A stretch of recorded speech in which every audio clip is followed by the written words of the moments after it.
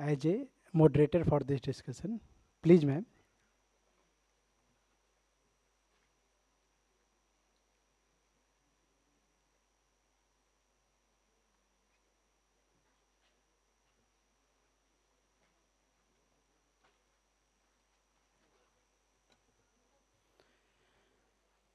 Thank you, ma'am. As a panelist, I would like to request Sri Roshan Chaudhary, DDG FOD MoSPI, sir.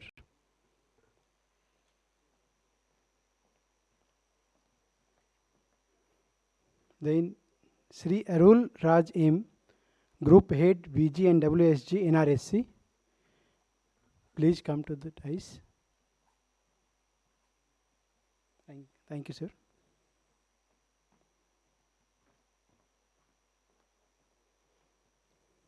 I would also like to call Ms. Kate Hayes, Senior Solution Engineer, ISRI. Please come, ma'am. And I would request Mr. Krishna Rao, Vice President, ISRI India, to please come and have a seat.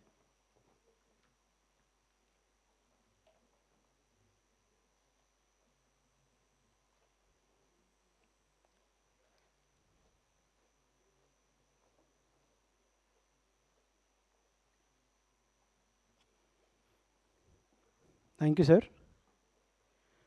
So with the permission of moderator, can we start, ma'am? Yeah, sure. Thank you, ma'am.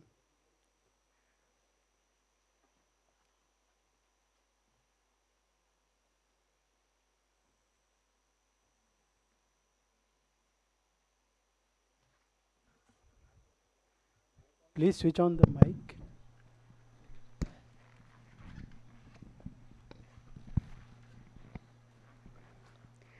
So, good afternoon all. From the morning sessions till now, we have been listening to the huge potential of GIS data and its techniques. We had an overview about the UFS project of NSO MoSPI, in which this GIS technology is being incorporated. So, when we are talking about more innovations, and now more than ever, we have to think about adopting to those technologies also. So we heard a number of sessions.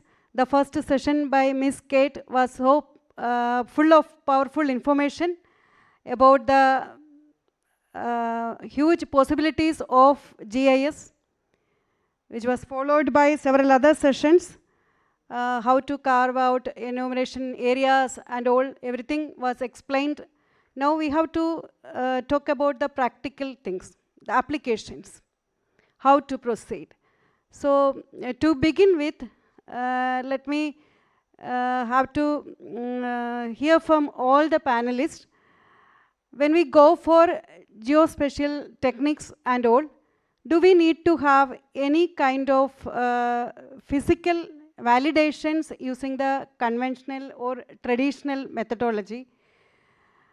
So you can talk about that, and then I would like to request both of you to talk about that, and then maybe the team here, the UFS team with NRSC, they can elaborate on the feasibilities of adopting to the technologies that was discussed here in the morning.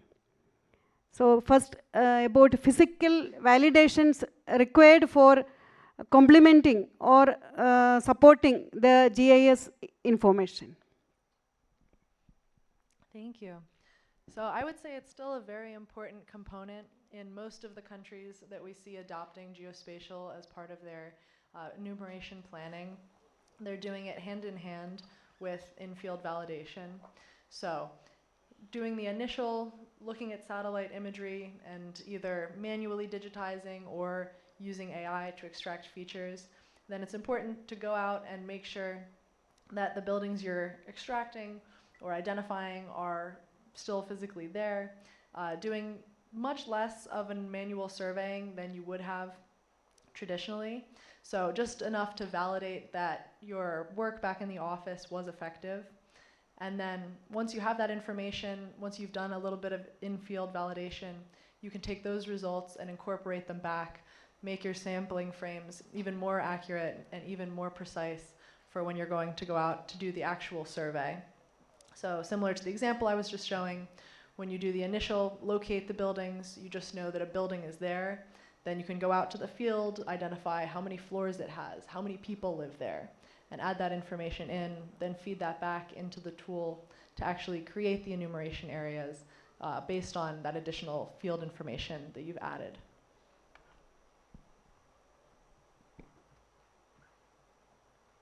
Yeah, thank you, Kate. Adding to that, to your answer to the question you have asked, yes, ma'am, field validation is must. So I know it's not practically possible to go each and every place on with such a large country like ours. So sometimes what typically people do is they do a sample surveys. And that sample survey gives us the overall part of how much accurate the data which is generated through the digital systems is. And then that is something which can be calculated. Like, for example, extracting the number of floors from the digital technology is a possibility, but the input data requirements is also huge. And as the input data requirements go huge, the cost of such kind of processes can also be huge. Sometimes it becomes organization that it may not be viable to identify all the 3D buildings for countries like India. So what happens, people do use AI techniques to extract the building footprints, and then they do a field extraction, or like what we showed you, they do a 3D building footprint coming in, and from the government repository of data sets or through a field validation, they come out with like how many number of floors and what kind of a building type it is. So I think field validation is must, and then it also requires like how important and critical is for the project. That also plays a very important role. That's how I see it. So in the context of our UFS project, I would request Roshan and Mr. Arul Raj to add about the techniques that we listened today, how they are following in our UFS project, that you can explain a little more detail for the benefit of our audience.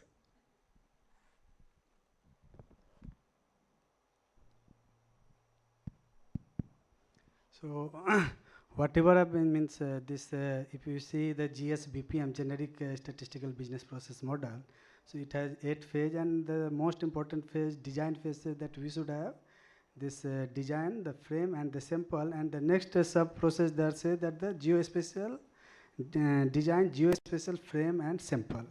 So we are following those 8 processes in NSS survey, and in design part also we are following that. So for in a statistical world, if you are going to do the survey, the first and foremost requirement is the frame. And for the country like India, where whatever estimates you give, there are 2 factors which is most important. One is the rural and urban, another is the social group. Like in USA, if you are doing any survey, any study, you will have to give the data for the keeping with the race. So here for the urban, we have to, for the rural, we have this, we all are aware, just may appear cliche, we have this census villages, but for the urban we don't have any frame, ready-made frame. And ready-made frame means if there is any frame that is updated, we require updated frame if we want the good estimates. So for that this UFS is from the 59, so till this presently our phase is 22, 27 phase, 5-year phase. In 5-year phase, and this urban frame survey, although word is the survey, but this is not the survey, actually this is the census. We cover each and every town area of the India, and each and every town area we cover each and every structure. We count each and every structure, and the most important thing which prevents connecting means this UFS with these all technologies, AI driven, etc., is the household. You may consider it impediment, or you may consider it as something most required thing for us. Like we don't required data regarding the population, number of people living in a flat, in a building. But when we talk this geospatial, these buildings, we always comes the buildings, floors, and the people living in that. Using the AI techniques to estimate that. We don't require that.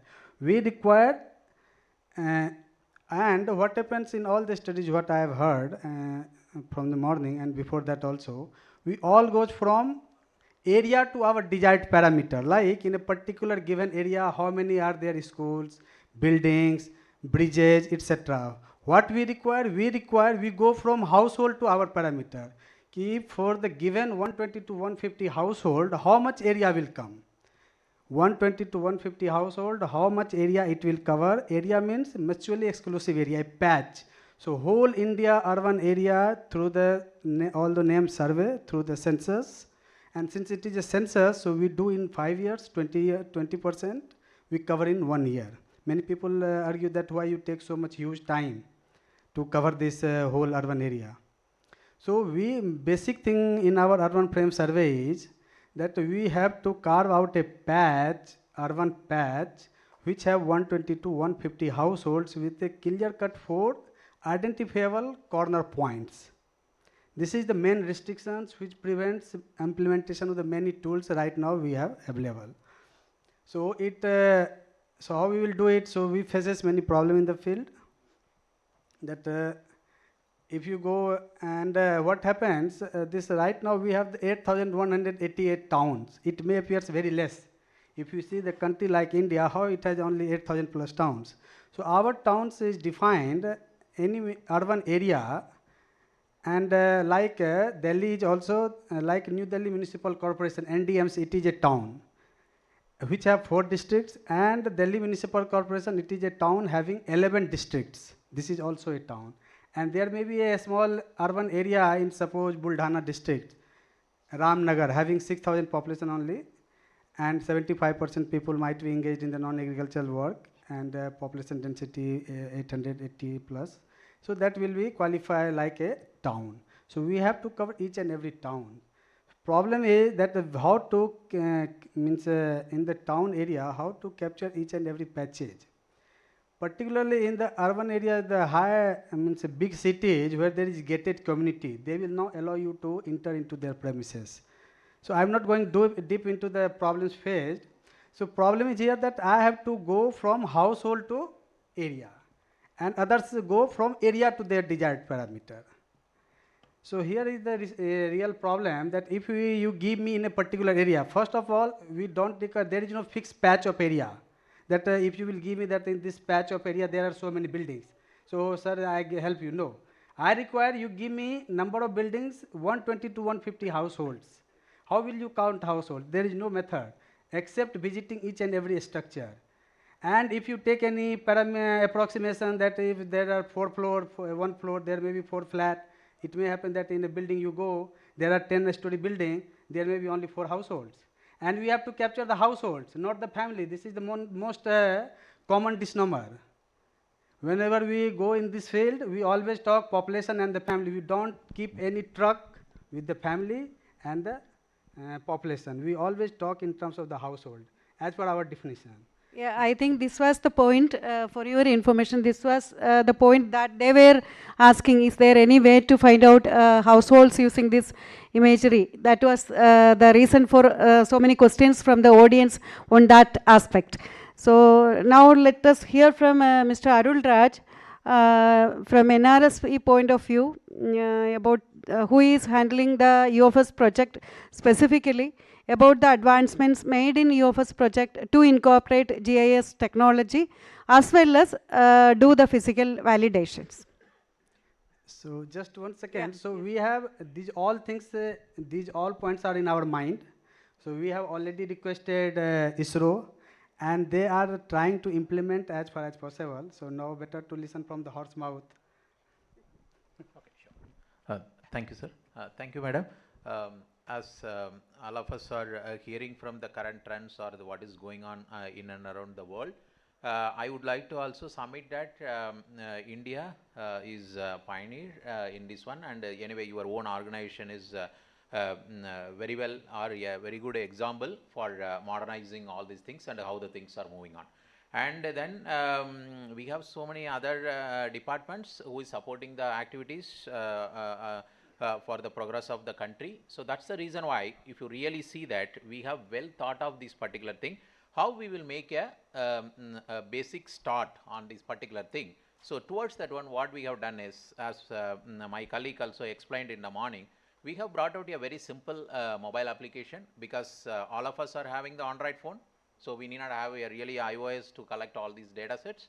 Then on other side, we have also brought out a open source software, that is a QGIS. No need to spend any single penny on that particular thing. So we have brought out a QGIS based application. On top of it, the web based application, which will provide all kind of management activities. So by putting all the three things together, we are able to bring out the stable platform, and we could complete the initial or the first phase of the modernization what NSSO is looking from us. Then now we have extended to the second phase, and in that second phase or the current phase, whatever is going on, 22-27, and there also all these lesson learned what we have observed in the earlier phase, we are incorporating, and all the current requirement whatever we want to incorporate it, we are doing. Now while we are doing this thing, what is the technologically certain kind of advancements are going on?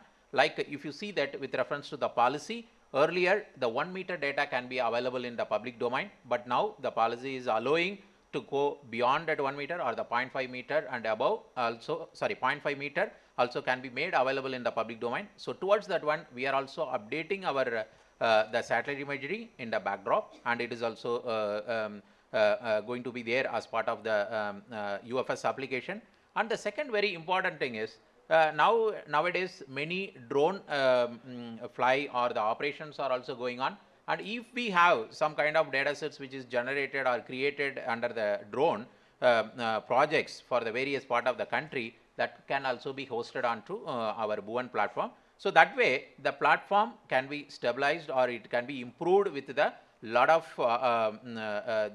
insightful data or the very large scale information and high spatial information it can be put up. That will be more helpful for you. And the next very important thing is, I also heard some of the topics what you have put it. Why I am going to stress upon this particular thing is, why we are bringing this platform. This platform is available or accessible to all the departments. So whatever the data sets which is created from other departments can also get integrated into this platform. Like for example, I want to talk about only 1 or 2 points. Like there was a question on the groundwater prospects and then the groundwater table. You know it very well, the groundwater prospects map is done, and pre and post monsoon all the groundwater tables are measured, and the data is periodically getting updated. Many places the sensor is also deployed, and the live feed is also going to that one. All these informations are available in Bhuvan platform, and the Bhuvan platform is also supporting the NSO, so that this data is seamlessly available and integrated into the system. Then the Department of Post has come out with something called DigiPin, that is also again integrated into the platform. Now you know it very well, Amrut thing, where all the building footprints are there, and they are also looking for now the urban water bodies and how it can be again supporting to your various urban activity. That data sets are also here. So that way the common platform is made so that the information can be easily accessible. That is the way what sir is mentioning, that whatever the additions or the advancement we want to do it, since the platform is common and it can be easily exchangeable and interchangeable, so we will be able to bring all this addition into that one. And most importantly, if you see that one another very thing important thing what sir was stressing upon, that household related thing, if you see that the Telangana, government of Telangana, they have come out with something called the live property tax mapping, where like you, they will also go and each and every houses, they will go and they will do the survey, what is the portion and what is the length, what is the breadth, and whether it is a single story building or multi-story building, what is the area, everything they will do it. Such kind of information is also getting on to this Bhuvan platform, where they are using this particular thing. So this information can be exchanged, whether it is a building footprint or the information what is you are looking for that one, and other associated parameters. And the more importantly, now with your data science, what we are doing, the AML, other things, since the data sets are also many of the open data sets, or the you would have heard about the Indian space policy, the data sets are free. the up to 5 meter to everybody, whether it is a government or private, but for the government 1 meter data is also freely available. And by having these things, by having the temporal data, you will be able to bring out much more changes with reference to whatever is happening, and with reference to the earmarking and all these things, it is very easily possible, and that tools only we are now trying to put it in our next phase. So this is the way we are we started as the advancement on that time with the simple tools, but now we are adding more and more value to that one by integrating the other associated data sets. Thank you. So, during the discussions of today, we were focusing mainly on the use of GIS for enumeration purpose in this particular session, especially planning of enumeration. So, the speakers focused on data collection procedures only.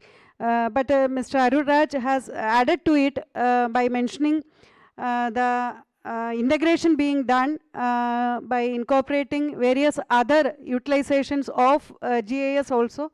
So that itself shows that the interaction of databases that you all were mentioning in the beginning can be taken care in the UFS project to some extent by taking the lessons from various other projects to which NRSE is engaged.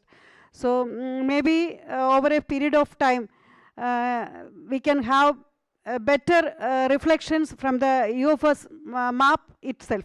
Right now, as he has just now announced, you all may be aware that our UFS, this DigiPin has been incorporated, so that DigiPin information is available for all the UFS blocks, so that is there.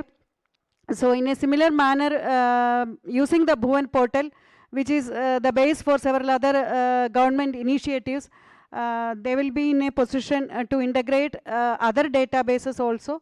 So I think with that way, some kind of interaction between the databases can also happen in the UFS project also, adding to some additional information. Is some information to add, Manohar? Yeah, you can take a mic.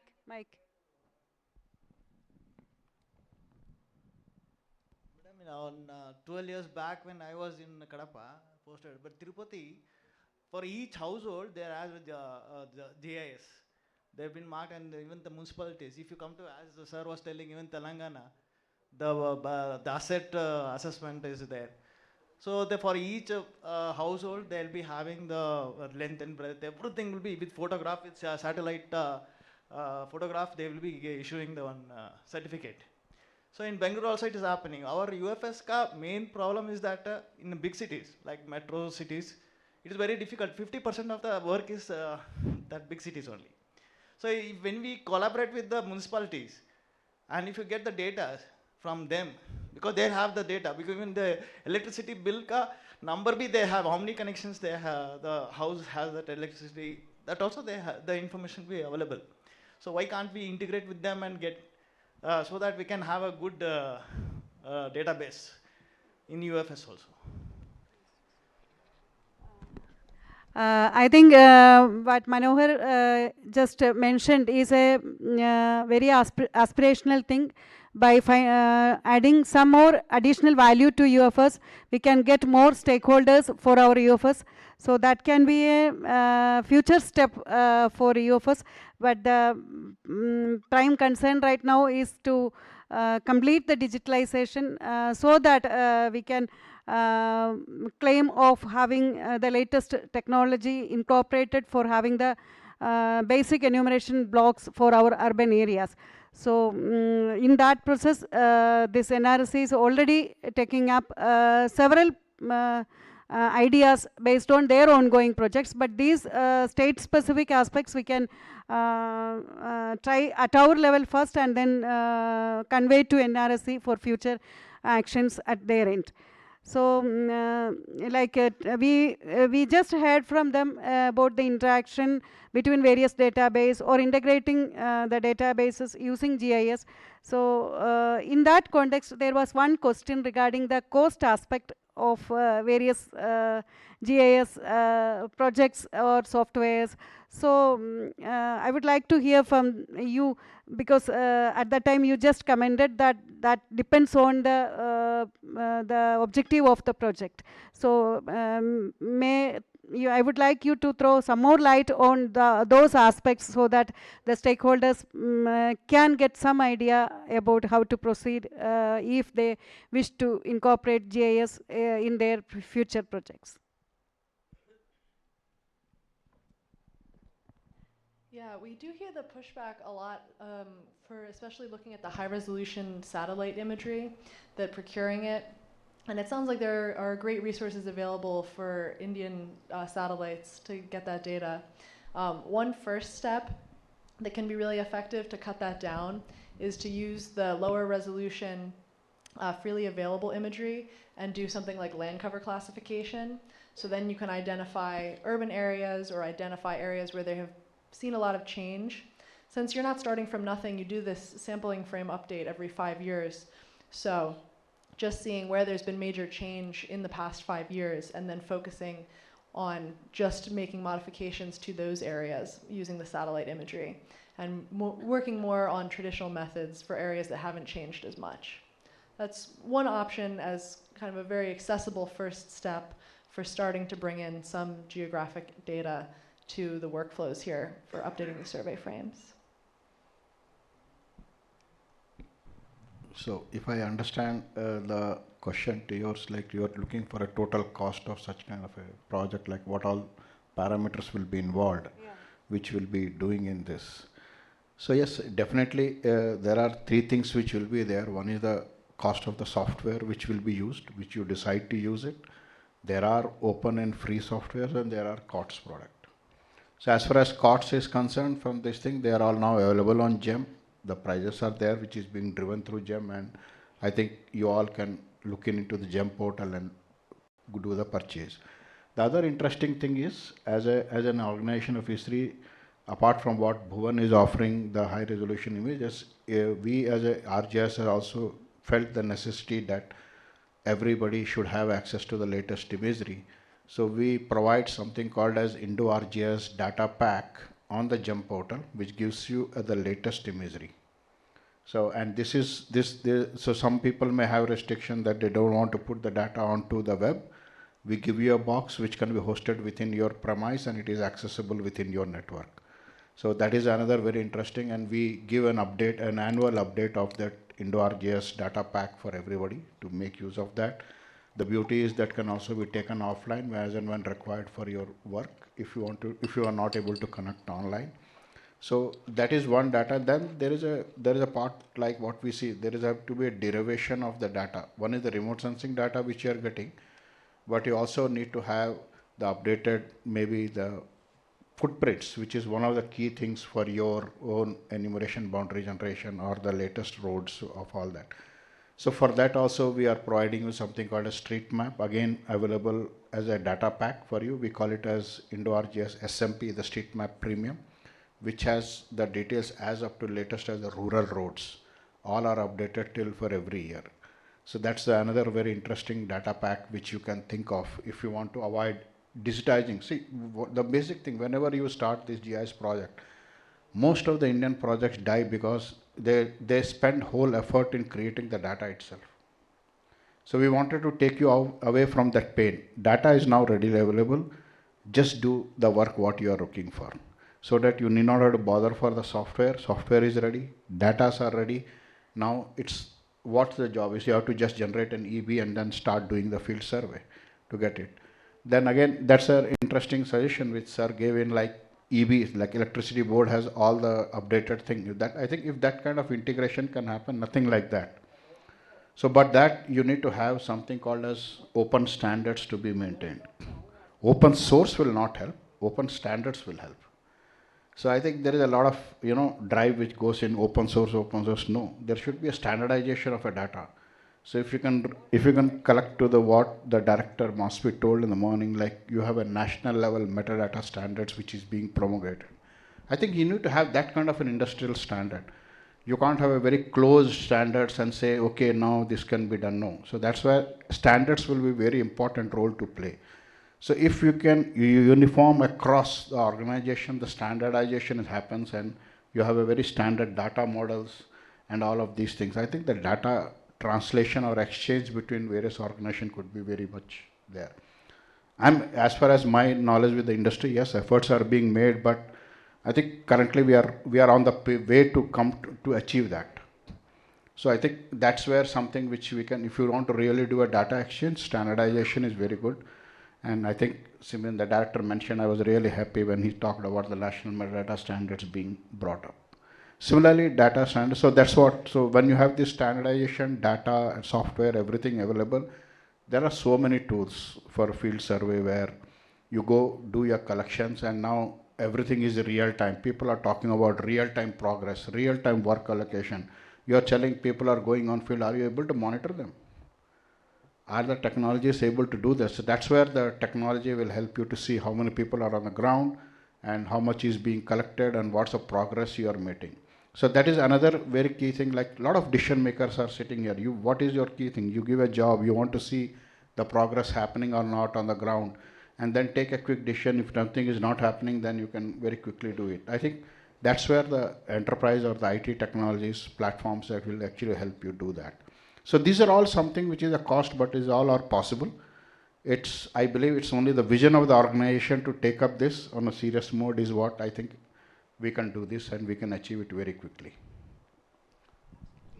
One other from the audience, oh, you want to add? Yeah, just please. very quickly, one other thing that I would add is, I think this is all kind of theoretical, but there are other countries that have gone through this transition, and the US Census is one example where from the 2010 census to the 2020 census, they switched to doing all of their, they call it in-address canvassing. So instead of going out and doing the door-to-door data collection in the preparation for the population census, they did it all using satellite imagery, doing the change detection, and pulling also in data from tax offices, from the postal offices.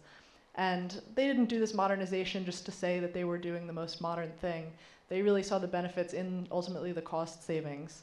So in their modernization process from 2010 to 2020, the US Census said incorporating GIS saved them $5 billion.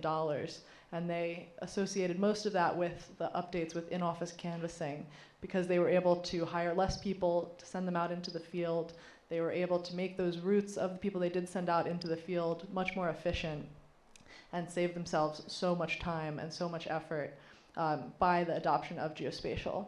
So just to put the point on it, it's not modernization just to say you're doing the latest and greatest thing. There's really business drivers as well for upgrading and bringing in things like the geospatial data. Thanks. So I would like to ask to some queries regarding this UFS. Basically what we are doing is we are visiting all structures in the urban area, because we don't have the information regarding this, what number of households living in that structure. So as far as the frame is concerned, we don't require exactly the number of households residing, etc. If we get an approximate number also, that holds good for a population frame for an urban area. So as far as these AI tools are concerned, we can map and up to these buildings and structures. What about the information regarding at least approximate number of populations residing in that structures? I think we can use this data available with these municipalities and corporations. I think they have a lot of such data available with them. If we incorporated that data into this our geospatial data, that can be useful for, I think, at least for, we can do it for metro cities as a pilot. We can see that is workable to have a frame, frame for this our frame. Instead of going to our traditional way of visiting all structures and identifying that number of households residing in that, because we don't require exact number of households. If we get an approximate number of population in that particular patch of what we had identified, that holds good, I think. So we can have both these data integrated, and we can think of doing it at least in the metro cities, because there is huge manpower and time is we are investing for this type of exercise. I don't know if MoSPI would have access to the PDS cards, the public distribution scheme. So there, at least that is one thing where people generally update how many people are there in their respective house. So if that can be tagged and mapped to the door numbers, I think some extent of this work, especially in the urban area, what he's telling is something which can be at least talked about and looked in. But we have to see whether that PDS data can be made available to you through the state governments or other thing. Then I think that's a very easy thing. Because no other data can tell you how many people are there in the house. Even electricity will not tell you how many people are there. The PDS information is the right thing, and I'm sure it should be there somewhere in the Indian database, only you have to find a way to link it up. And probably the other thing, biggest challenge we face is the updated housing numbers, the door numbers for India. They are not standardized. So I think that's another program we have to look in for standardization of door numbers across cities or across states. If that is done, this can be mapped, and this could be a lot of cost saving and time saving also.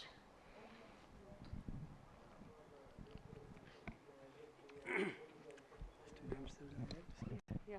So I think we can listen from Roshan. Excuse me, let us listen from Roshan. Maybe he would like to throw some light on the angles that just we heard regarding reducing the efforts in at least in metro cities. Maybe you would like to add on that point. I feel so. Whenever this any discussion regarding UFS takes place, one suggestion comes invariably from all quarters that I will give you the urbanization, that what was the urbanization at this point of time and what is urbanization at this point, and from that you do the survey. We are not concerned with the urbanization. We are doing large scale sample survey, household sample survey. So our basic unit, the unit where you go and collect data, that is the household. We don't bother about the population. We don't bother about the this family. Problem is that you may give the data for a patch, the family population, but require the number of household. Ultimately, in a rural area, if we go in for a particular patch, we count the households. We don't count the family. This is the main problem which creates the problem here. And from every quarter, what you will get either the data on the population or the number of individuals, like that. So here is the problem, that we require number of households. So households as per our definition. Yes. Okay. So if I understand the household definition, you're looking at building and number of probably families staying under it, or number of floors. Maybe number of floors. No family. In our NSS survey, you will never find anywhere word family. No, nowhere you will find the word family. Although this family is more household term than household itself. Okay. So you have to go and ask in a structure, there may be 5 family, but there is 5 family may translate into 10 households. And since what happens in our sampling design recently changed, many people say that NSS design has not changed. NSS design has certainly changed. And like the car wheel, that has not changed, that has remained the circular. Okay, in the same way, NSS design basically remains the same, but there are many changes. Like in if you go in the world of the sampling, the first sampling technique you come across, that is the simple random sampling. Simple random sampling, but we never use, although we start sampling reading with the simple random sampling, but in practical we never able to use simple random sampling, since we require complete frame. Okay, so recently NSS has changed its sampling design. Now you are using SRSWR. Earlier we were using the PPSWR, etc. Now in urban as well as rural we are using SRSWR. How you will use the SRSWR? When your frame is uniform, all the sampling units are uniform as far as possible. You can't make it exactly uniform.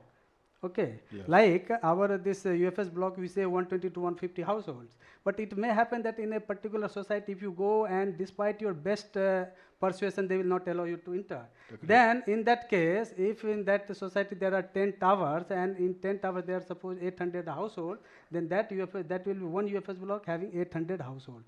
There are some aberrations, practical point of view. So this is the main impediment that, and this one thing that from this seminar what I gathered, this ISRO, we have the best thing is that we have this Bhuvan platform. Bhuvan means space, Sanskrit word. So on Bhuvan platform, they are using they are collaborating with more than 40 departments of the government of India and many states. And the best thing what I say that if more and more departments of government of India and most specifically, most importantly, if more and more states come onto the Bhuvan platform and their databases are created, that will be integrated at one platform and we can use it. What happens for the urban things, we solely depend upon the state government. Like there may be 20 districts in Bihar, but tomorrow they may declare that instead of 20 now there will be 30.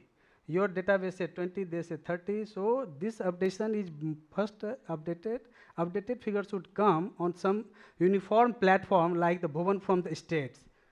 Okay, so that these all get updated simultaneously. And one thing what I got from here, that for a particular patch, if I get the estimated number of structures, and when my investigator goes in for a particular UFS block, they say that I have listed 120 structures having total number of households this much.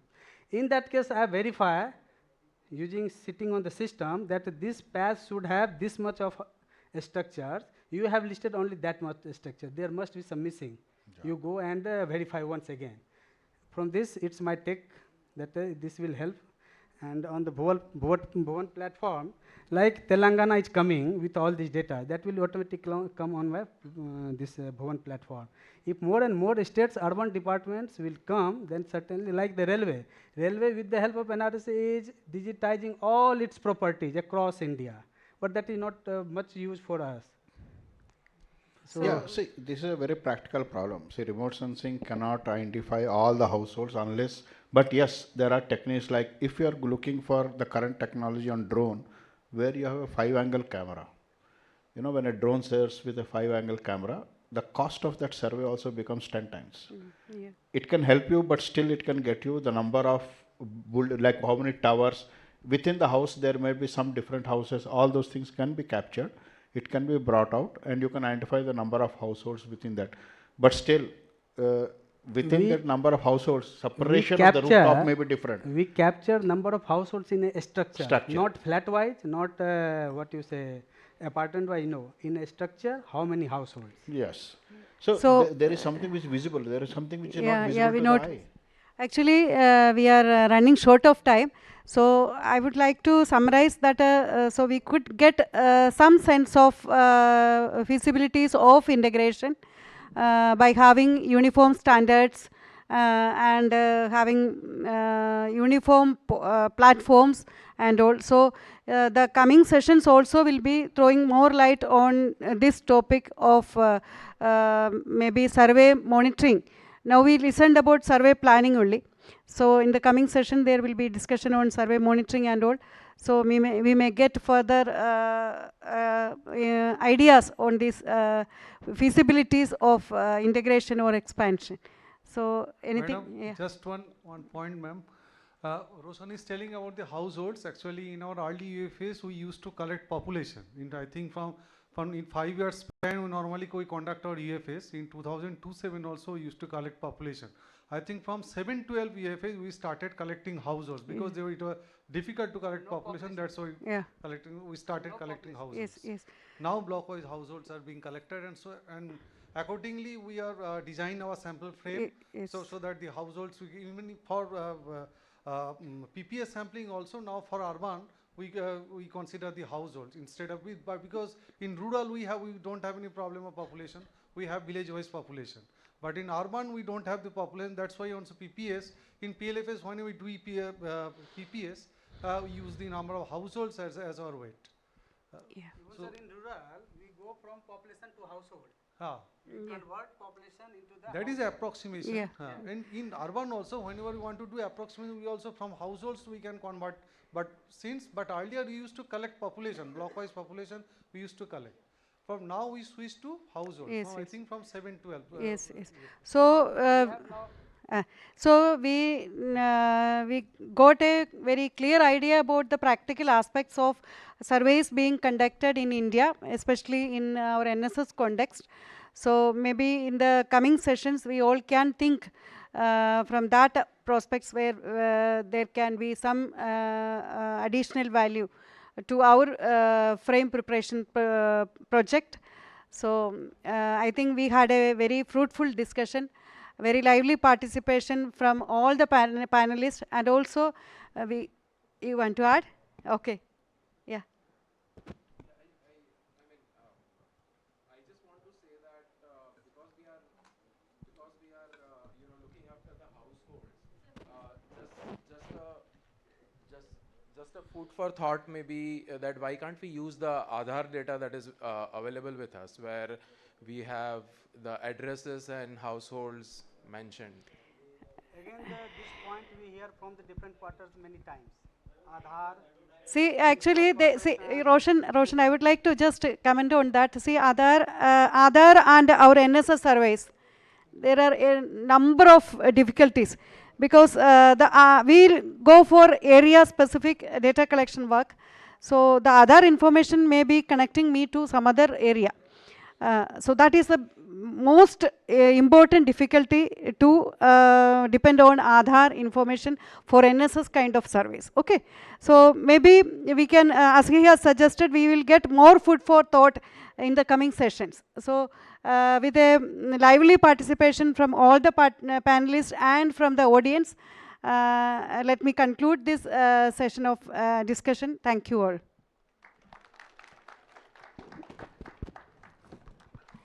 Thank you so much, ADG ma'am, Arun sir, Kate ma'am, Krishna Rao sir, and Roshan sir, for such detailed discussion on geospatial data for updating urban frames.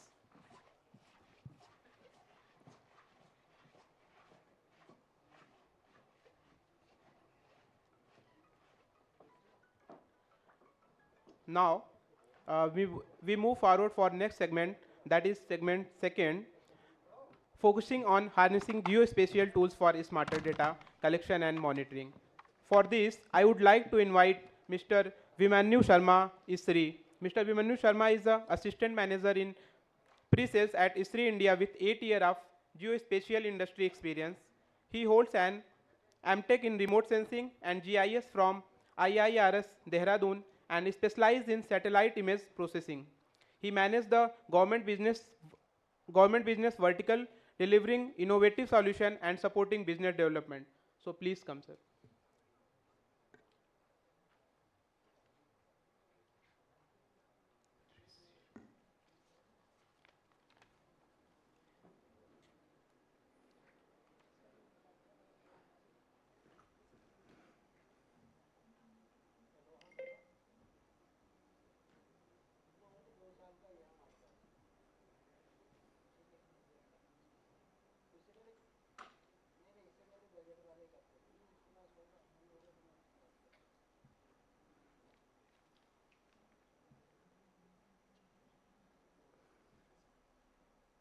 Yeah, so good afternoon, everyone. So I'll be talking about the harnessing geospatial tools for smarter data collection and monitoring. So we all have been talking about structurizing the data that we are collecting from field. So this topic will cover around that and how we can utilize the technology for creating easy to use applications in a very structured manner. So we all know that in a data collection thing, we need offline apps, we need routing, we need tracking of the people who are on the ground, and then how they are capturing the data, and the last thing, how we are disseminating the information to the public. So let's talk about something AI. So as we all know that we are talking about AI. So in S3 we have technology where you can create configurable application-based configurable form-based application. So as you can see in my screen, I have just given a statement, then create a survey for household expenditure survey in India. So it has given me a basic level of information, what all information should be collected across the region by the field person who is on the field, right?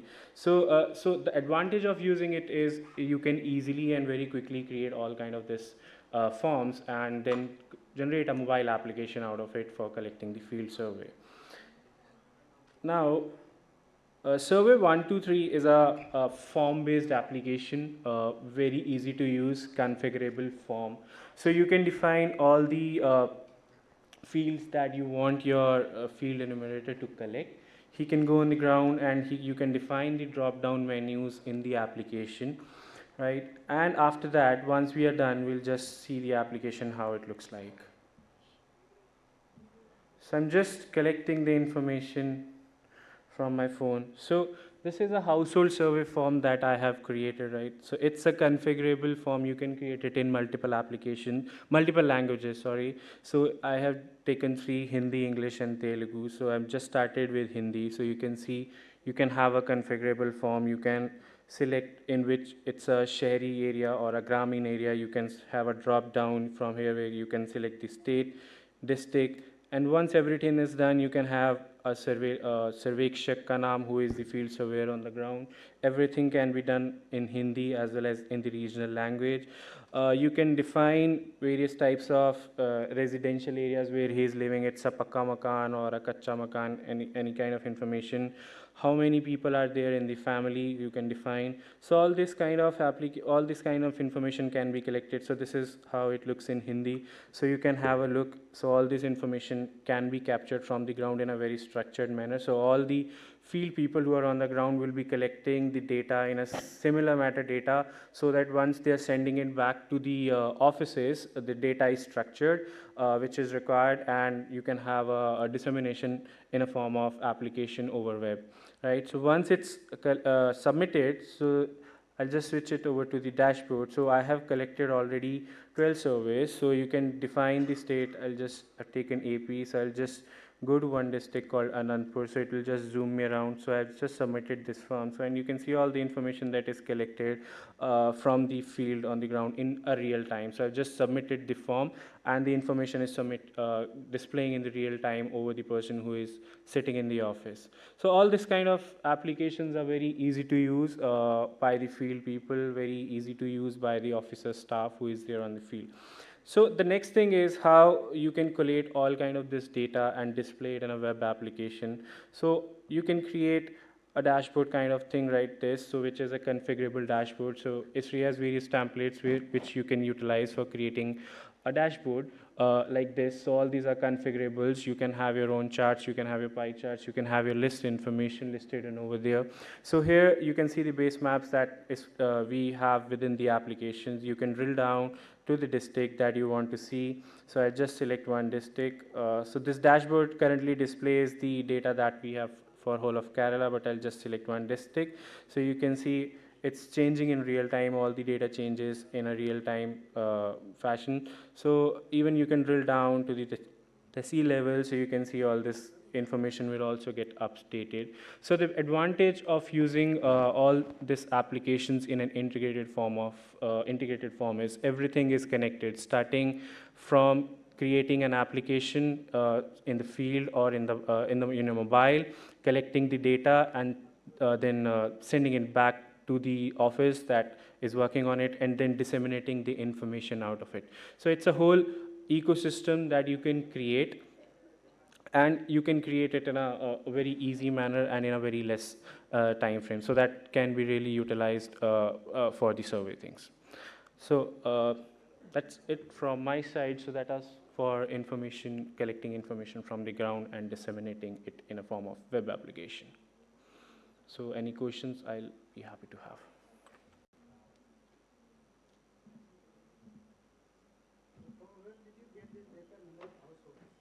Sir, it's a sample data that we have created. It's a dummy data that we have created. It's not actual data. So it's a dummy data that we have utilized just to show the capability of the platform.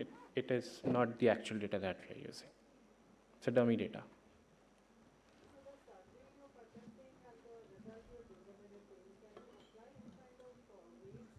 Sorry, ma'am?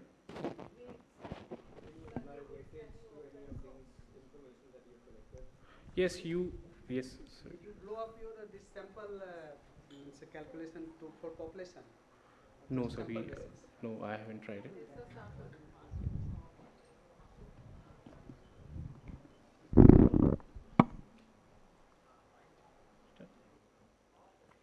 Okay, if you have no question, so thank you so much, sir, Sarma sir, for such enriching session.